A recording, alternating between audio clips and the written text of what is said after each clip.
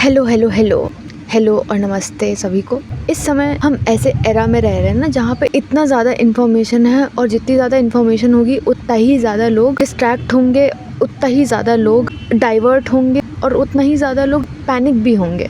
अभी क्या हुआ कि अचानक से जितने भी यहाँ पे पेट्रोल पंप्स हैं सारे पेट्रोल पंप्स पे भीड़ लग गई है। लंबी चौड़ी भीड़, बहुत ही खतरनाक भीड़। मैं जब पेट्रोल भरवाने गई हूँ रात में, मुझे लगभग 2-3 घंटे खड़े रहना पड़ा है पेट्रोल भरवाने के लिए और मेरा सीरियसली गाड़ी में पेट्रोल ख़त्म हो गया था, मुझे तब भरवाना पड़ा था। बाकी लोग सिर्फ टंकी फुल करवाने के पर्पज़ से ही वहाँ पे खड़े थे। बहुत सारे लोग मैंने देखा कि उनके पास में पैसे तक नहीं है टंकी फुल करवाने के लिए, बट वो सिर्फ ताकि वो सर्वाइव कर सके इसलिए वो लोग भरवा रहे थे। और आई थिंक अभी इस समय क्या हो रहा है ना, आप सोशल मीडिया खोलो या फिर कोई भी ऐप खोलो, ट्विटर खोलो। ट्विटर तो चलो, Twitter is not the right place to be अगर आपको अपना दिन ठीक से काटना है तो। आप कोई भी ऐप खोलो तो आपको लगेगा कि वी आर डूम्ड।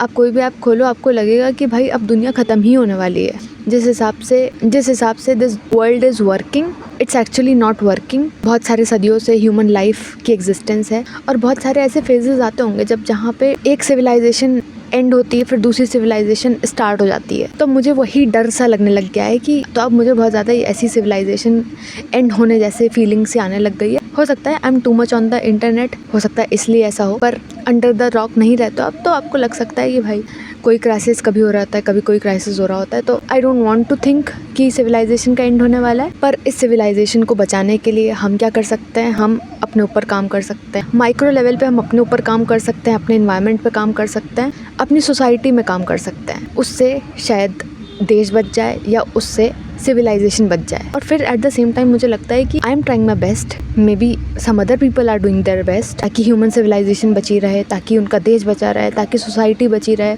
वो लोग बचे रहें। बट जिनके पास में सबसे ज़्यादा रिसोर्सेज हैं, even they are not considerate enough. जिनके पास में सारा पैसा है, जिनके पास में दुनिया भर का पैसा है, पावर है, रुतबा है, शोहरत है, they are not even considerate enough. वो तुले हुए हैं ह्यूमन सिविलाइजेशन को ख़त्म करने पे। एंड देन आई थिंक कि मैं पर्सनल डेवलपमेंट करके क्या ही कर लूँगी। अभी I was researching for topics कि मैं किस पे क्या बनाऊँ और मुझे समझ में नहीं आ रहा है कि मैं क्या बात करूँ या फिर मैं कौन से टॉपिक्स पे बनाऊँ, कौन से ट्रेंडिंग चीज़ों पे बना दूँ। कभी मैं फाइनेंस के बारे में बात कर लेती हूँ, कभी मैं पर्सनल डेवलपमेंट पे बात कर लेती हूँ, कभी किसी चीज़ के बारे में बात कर लेती हूँ। अगर हम ह्यूमन सिविलाइजेशन को बचाना चाहते हैं तो मुझे लगता है सबसे ज़्यादा ज़रूरी चीज़ है कि हम अपने ऊपर काम करें सबसे पहले। तो इस अप्रोच के साथ में आई डू अप्रोच थिंग्स। और जब मैं रिसर्च कर रही थी तो मुझे कुछ समझ में नहीं आ रहा था, क्योंकि इस समय इस एरा में किसी भी चीज़ के ऊपर बात करने जाऊँगी मैं तो मुझे लगता है कि ये चीज़ तो बहुत ही ज़्यादा नैरो चीज़ है, बहुत ही छोटी चीज़ है।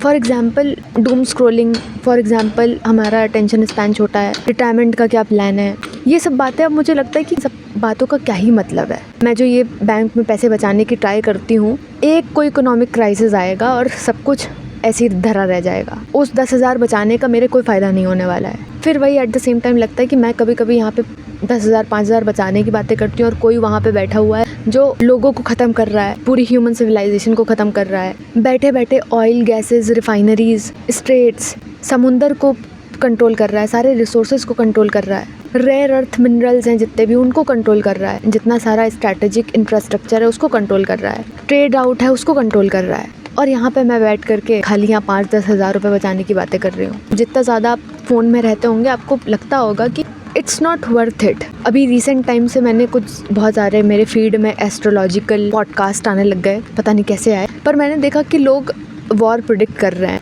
एक्सपोजे प्रेडिक्ट कर रहे हैं, तो वो सब चीज़ें हो रही हैं। और पहले लगता था, क्योंकि आज से 2024 में 25 में रशिया यूक्रेन वॉर से हम पहले चलते हैं, 21 तक मुझे ऐसा लगता था कि ये तो कभी नहीं हो सकता है कि एटलीस्ट अब इस एरा में आकर के लोग 2 देश आपस में आकर के लड़ने ही लग जाएंगे, अनटिल अनलेस उनके फाउंडेशनल उनके एग्जिस्टेंस पे नहीं बनाएगी। पर अब हम देख रहे हैं कि 2 देश 3 देश आपस में लड़ रहे हैं, प्रॉक्सी वॉर ही सही पर वो लड़ रहे हैं। 1 महीने पहले तक मैं बता रही हूँ, 1 मार्च तक भी मुझे नहीं लगता कि किसी को भी लगता था कि अगर ईरान और अमेरिका में कभी वॉर हो जाएगी तो ईरान सरवाइव भी कर पाएगा, क्योंकि America is a bigger power, America is a super power. और जनरली हमारा सपोर्ट, इनविजिबल सपोर्ट किसको रहता है, हमेशा हम सपोर्ट करेंगे पावरफुल को, क्योंकि हमें पता है कि वही जीतने वाला है। और ईरान ने वो पुल ऑफ किया है जो हम में से कोई भी अपने सपने में नहीं सोच सकता, एटलीस्ट यूएस भी अपने सपने में नहीं सोच सकता था। घुटने टेकने पड़ेंगे उसको ईरान के आगे, एक ऐसी कंट्री के आगे जिसके पास में खुद का न्यूक्लियर फैसिलिटी तक नहीं है, एटलीस्ट जो उनका ऑफिशियल टेक है। और ईरान ने जो चीज़ पुल ऑफ करी है ना, भले ही लोग ईरान को ऐसे सपोर्ट ना करते हो, पर जो ईरान ने पुल ऑफ किया है, यूएस को मजबूर किया है घुटने टेकने पे, तो सब लोग एक अंडरडॉग को सपोर्ट करने आ गए हैं। और इसीलिए जो ईरान के लिए रिस्पेक्ट रेज हुई है वो इनसेन है। अभी हमें लग रहा है कि स्ट्रेट ऑफ हॉर्मुज़ उसने ब्लॉक करी थी, अब इंडिया के लिए खोल दी है, 3-4 देश हैं उनके लिए और खोल दी है। पर क्या यहाँ पे ये वॉर रुक गई है? नहीं रुक गई है।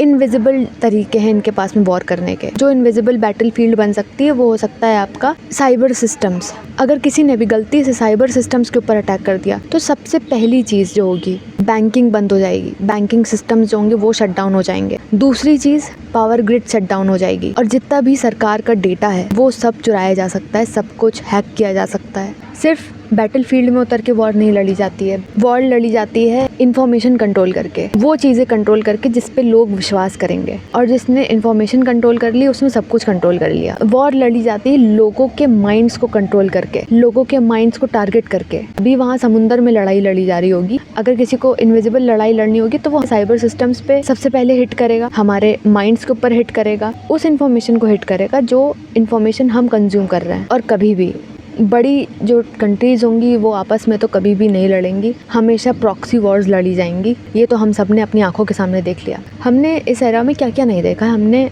वॉर्स देखी हैं, 1-on-1 वॉर्स होते हुए देखी हैं, प्रॉक्सी वॉर्स होते हुए देख लिए हैं कि कोई बड़ी सी कंट्री होगी, छोटी कंट्री को फंड कर दो, ठीक है वो लड़ेंगे आपस में अपना। बड़ी कंट्रीज़ का इन्वेस्टमेंट सिर्फ इतना हुआ कि ठीक है तुम्हारा सिर्फ पैसा लगेगा, बाकी सारे ह्यूमन रिसोर्सेज हमारे इंटैक्ट हैं। जो बड़ी कंट्रीज इस समय कर रही हैं वो यही है कि हम इंटेलिजेंस दे देंगे तुमको और तुमको हम हथियार दे देंगे, लड़ो जाके। जो मान हानि होगी, ह्यूमन रिसोर्स का डिस्ट्रक्शन होगा, लोगों की जाने जाएंगी, वो सिर्फ उस देश का जाएगा। और एक्चुअल वॉर कौन लड़ेगा? वो छोटा देश लड़ेगा। एक और फ्रेम आ जाता है सीन में जो कि है टेक वॉर्स। और जो भी कंट्री टेक को कंट्रोल करेगी वो फ्यूचर कंट्रोल करेगी। मतलब जैसे चाइना है वो कंट्रोल करता है सेमीकंडक्टर, अब जो सेमीकंडक्टर पे कंट्रोल करेगा वो फ्यूचर पे कंट्रोल करेगा। जो सेमीकंडक्टर्स पे कंट्रोल करेगा वो माइक्रो प्रोसेसर पे, माइक्रो कंट्रोलर्स के ऊपर, मदरबोर्ड के ऊपर कंट्रोल करेगा। जो मदरबोर्ड पे कंट्रोल करेगा, माइक्रो प्रोसेसर पे कंट्रोल करेगा, वो कंप्यूटर्स पे, एआई पे, हर चीज़ पे कंट्रोल करेगा। अगर आप ये सोच लो कि सेमीकंडक्टर के बिना क्या ही हो जाएगा, तो आपका ना फ़ोन चलेगा, ना कंप्यूटर चलेगा, ना लैपटॉप चलेगा, ना कुछ चलेगा, कोई इलेक्ट्रॉनिक डिवाइस नहीं चलेगा। और सबसे ज़्यादा डरावनी पता है क्या चीज़ है? कोई इंस्टीट्यूशन काम नहीं करता है, कोई इंस्टीट्यूशन काम कर ही नहीं रहा है एक्चुअली।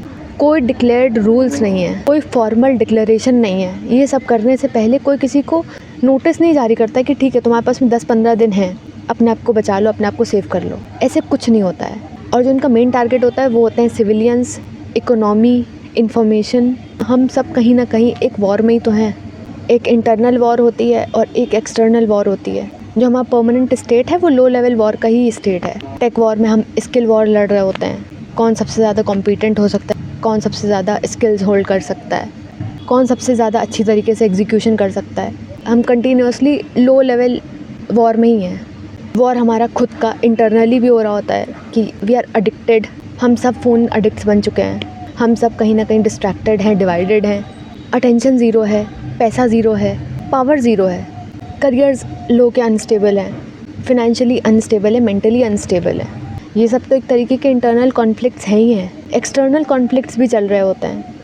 बहुत ही अजीब सा ये वीडियो आपको लगा होगा। मैं एक्चुअली सर्च कर रही थी टॉपिक्स का कि मैं क्या किस चीज़ पे वीडियो बनाऊँ। मैंने कोई और टॉपिक चूज़ किया था वीडियो बनाने के लिए। मैं सोचा था इसको एक लाइन में ही समराइज़ कर दूँगी, पर मैं पूरा इसी पे मेरा रैंट हो गया एक तरीके से। बट ठीक है, आपको ये वीडियो कैसा लगा मुझे कमेंट्स में ज़रूर बताएं। And do like, share and subscribe to this channel. और I will see you in my next. Okay bye.